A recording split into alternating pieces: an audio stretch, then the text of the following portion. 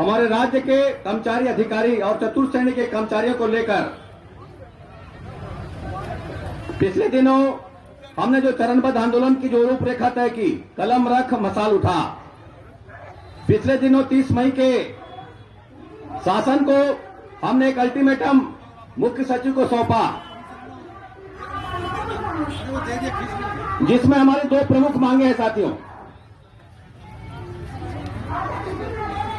पहला, केंद्र के समान देय दिनांक से 34% महंगाई भत्ता दिया जाए।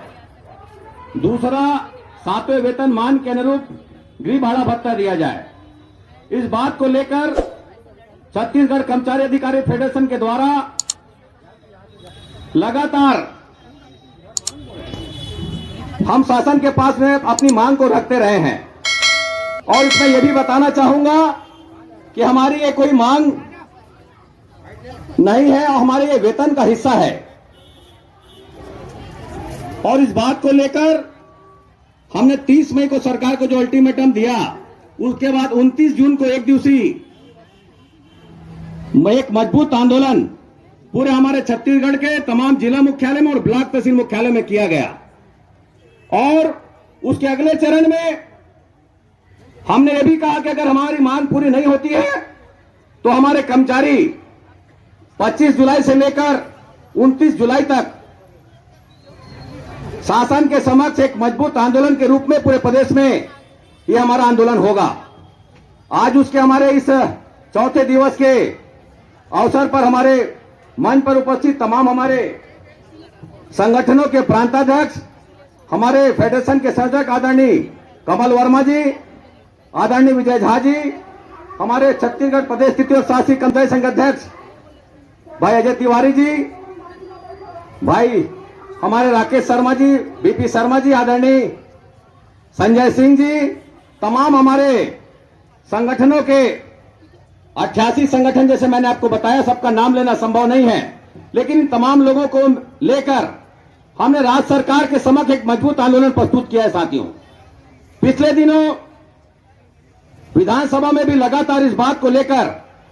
विपक्ष के द्वारा शासन के समक्ष कर्मचारी अधिकारियों की बातों को लेकर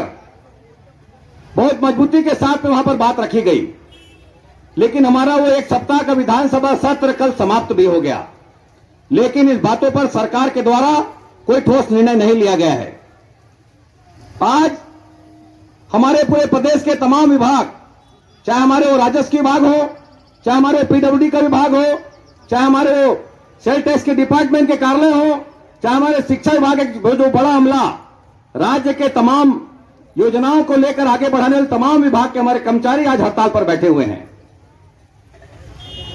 आज शासन को इन तमाम